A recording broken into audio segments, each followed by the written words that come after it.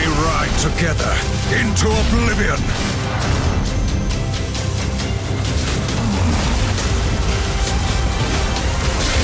Didn't I tell you this was gonna be fun?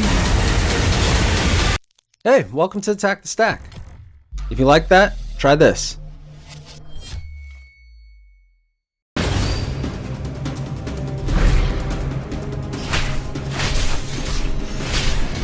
Diablo III is a hack-and-slash action role-playing game developed and published by Blizzard Entertainment. Players choose to play as one of 7 character classes and are tasked with defeating the Lord of Terror, as in previous games in the series. Much like in Diablo and Diablo II, the quality and attributes of equipment are randomized. In addition to base stats, higher quality items have additional properties and can include sockets, which allow items to be upgraded and customized by adding gems for various stat bonuses. Skill runes, another new feature, are skill modifiers that are unlocked as the player levels up. Unlike the socketable runes in Diablo II, skill runes are not items but instead provide options for enhancing skills, often completely changing the gameplay of each skill. A new skill bar allows a player to assign quick bar buttons to skills and spells. An enhanced quest system, a random level generator, and a random encounter generator are used in order to ensure the game provides different experiences when replayed. Players are also able to drop in and out of sessions of cooperative play with others. If you like the story and setting in Darksiders Genesis, I can't think of one more similar than the Diablo series, war between angels and demons included. They are soldiers of freedom. Super Earth is their home. Democracy their creed. They are the Helldivers. Helldivers is a top-down shooter game developed by Arrowhead Game Studios and published by Sony Computer Entertainment. It features couch or online co-op, or a combination of both, for up to 4 players. In Helldivers, the players need to learn to coordinate their actions during chaotic combat, to complete objectives, and to avoid friendly fire casualties. Gameplay takes place on procedurally generated missions where players must accomplish a series of objectives. Unlike many similar games where fighting certain enemies in a certain order is mandatory, the players can make their own decisions about where to drop, whether to go on foot or in vehicles, in what order objectives should be completed, and when to call down certain pieces of equipment referred to as stratagems within the game. Before missions, the players select from a wide variety of weapons and equipment. To win, players must fight or sneak through enemy-controlled territory, complete objectives, and call a dropship to extract them from the planet. This game is a bit of a bridge burner, but I love it anyways. Just don't say I didn't warn you. They were right to fear me. Had they not taken my home of fire, I'd not have brought their fears to life. You are hereby exiled.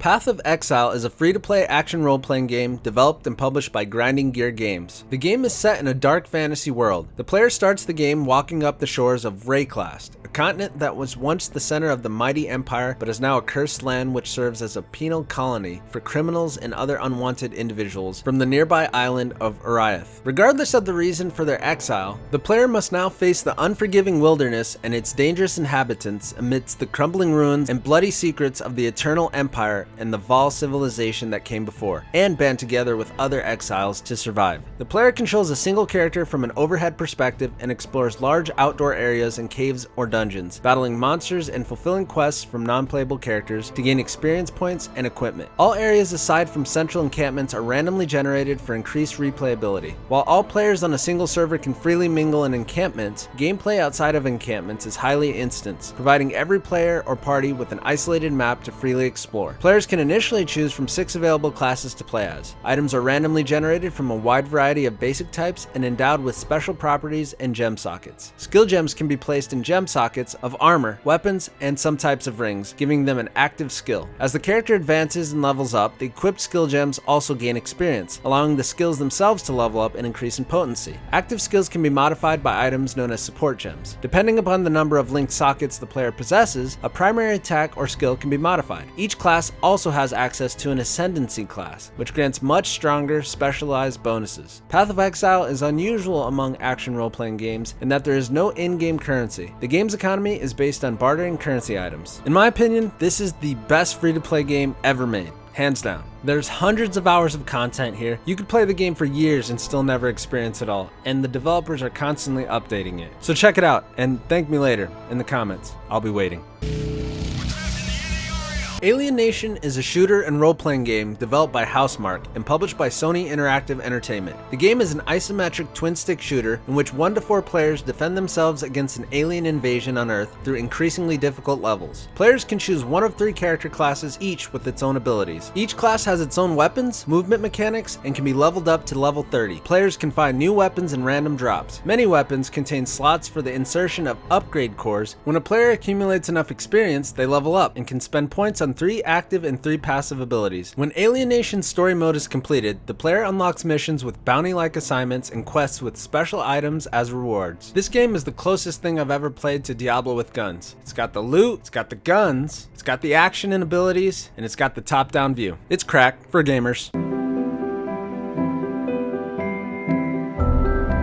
Torchlight 2 is an action role-playing dungeon crawler game developed by Runic Games. Torchlight 2 was released with both single-player and multiplayer support. Like the original Torchlight, Torchlight 2 features randomly generated dungeons for the player to explore and numerous types of monsters to fight for experience and loot. Torchlight 2 maintains the same basic gameplay as its predecessor, but features overland areas with multiple hub towns and a longer campaign. Other new features include time of day cycles, weather effects, and a redesigned user interface. Also, unlike the first game, some weapons and armor can only be used by certain classes, as opposed to all of them. The game features 4 playable character classes. Each class has 3 skill trees to choose from, which enable customization within each class. The 3 classes from the original Torchlight do not return as playable characters, and are instead presented in the game as NPCs. Players are able to customize character appearance with choice of sex, face, hairstyle, and hair color. Additionally, several elements from the first game return, such as pets and fishing. A retirement system was originally planned, similar or identical to the one in the first game, but was replaced with the current New Game Plus mode. Fun fact, this game was actually made by some of the original developers of Diablo II, so you can expect quality. Centuries ago, an arrogant young thief named Morak stole a demonic spell from a powerful wizard. A spell he used to summon the Gauntlet. Gauntlet is a top-down hack-and-slash dungeon crawl game developed by Arrowhead Game Studios and published by Warner Bros. Interactive Entertainment. The player takes the role of one of 4 heroes: Thor the Warrior, Thyra the Valkyrie, Merlin the Wizard, or Questor the Elf, allowing up to 4-player multiplayer co-op gameplay. The dungeons to be explored are part defined maps and part procedurally generated. Players can scour the dungeons for gold and loot to unlock mystical relics that grant the holder deadly new abilities. In co-op, other players can become foes as you compete to see who can claim the most kills and the most gold. If you're like me and you remember playing the original Gauntlet arcade cabinet back in the day, then you should check this one out for nostalgia's sake alone. It's a fun dungeon crawl.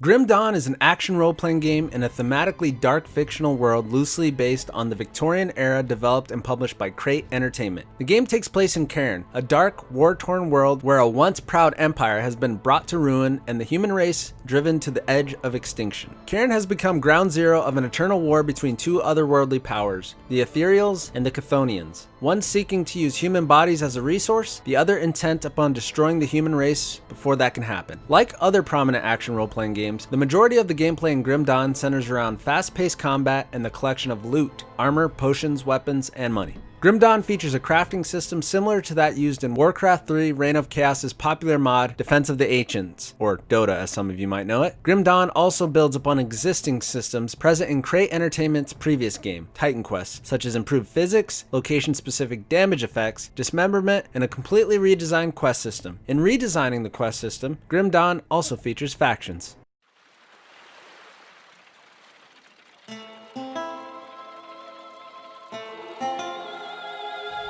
Magica 2 is an action-adventure game developed by Pieces Interactive. Magica 2 is played in a 3D environment from an isometric perspective with a single player or up to 4 simultaneous cooperative players. In contrast to role-playing game mechanics that traditionally dominate among magic and wizardry-based video games, Magica 2 has no character class structure. Similarly, there is no mana bar or energy meter that limits the use of special abilities, and with the exception of certain magics, players are able to access the most powerful spells right from the beginning of the game. Returning hybrid elements, steam and ice are joined by a brand new poison element. Magic spells can be cast without without limit and do not require the consumption of any finite resource. Power limitations are purely based on whether players know the combination and can conjure up elements quickly enough. The game is also exceptionally scant in its utilization of power-up items and shifts focus away from the acquisition of material goods or loot as player motivation. New to the franchise are artifacts, which act as different switches and options for players to customize and change the gameplay experience, adding more replayability when utilized. The spellcasting mechanics in this game are really cool. Think of it like inputting commands in a fighting game, but it's easy to do here. Warhammer Chaosbane is a hack-and-slash action role-playing game developed by Echo Software and published by Big Ben Interactive. Players choose to play as one of 5 character classes from the Warhammer fantasy setting: a human soldier of the Empire, a high elf mage, a dwarf slayer, a wood elf scout, or a dwarf engineer. The character must help save the Empire against the demons of chaos. Chaosbane is actually the first hack-and-slash game set in the long and storied Warhammer fantasy world, with an all-new story written by Mike Lee and featuring a soundtrack composed by Chance Thomas. There are over 180 different powers and 70 monsters to use them on. In co-op, players can combine different skills and powers to create devastating effects. The game also features a boss rush mode and 10 difficulty levels for replay value. The light we bring has disturbed some. Lara Croft and the Temple of Osiris is an action-adventure game developed by Crystal Dynamics and published by Square Enix. Deep in the deserts of Egypt, Lara Croft joins forces with rival treasure hunter Carter Bell and imprisoned gods Isis and Horus to defeat the evil deity Set. Lara and her companions battle the elements of nature through ancient tombs, and they must recover the fragments of Osiris to stop Set from enslaving all humanity. Like its predecessor, Lara Croft and the Guardian of Light, Lara Croft and the Temple of Osiris is a non-linear, arcade-inspired action game with a fixed isometric camera. It features cooperative gameplay, and up to 4 players can take control of one of 4 characters: Lara Croft, Carter, Isis, or Horus. Each playable character possesses unique weapons and skills. As with some previous installments, Lara retains her dual pistols with infinite ammunition and a grappling hook, which she is able to use to cross gaps. This game in many ways actually reminds me of Darksiders Genesis the most. Both are really action games with light puzzle solving and platforming, and a camera with a top-down perspective. Sacred III is a hack-and-slash brawler published by Deep Silver. Players will need to defeat the oppressive ruler of Ashen Empire, Zane Ashen, and keep him from obtaining a powerful artifact known as the Heart of Inkaria. There are a variety of classes to choose from, including new additions such as the Saphiri Warrior and the Ankarian Lancer. Sacred III has 4-player co-op online and offline. Each ally has his or her own distinct set of active and passive skills. Everyone has a small number of abilities to equip at a time to keep the team from getting overpowered, and may allow the combining of team powers in the form of co-op combat arts to give players additional ways to take down foes. The game also features dynamic weapon spirits that players can equip to empower them on their journey.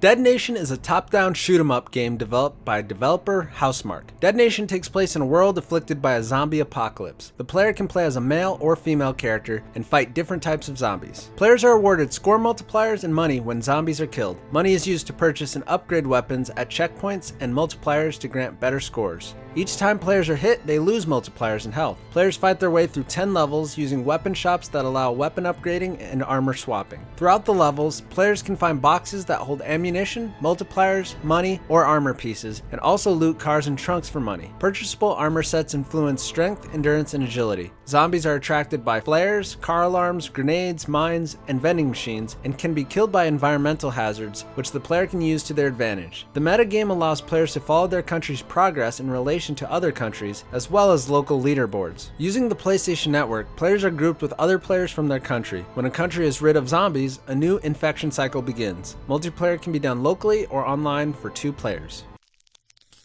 If you liked the video or it helped you out, click the thumbs up button below. It really helps us out. If you think it could help others, share it. Of course, subscribe for more content like this and more. And if you have anything to add to our list, feel free to comment below. Thanks for watching, and keep attacking.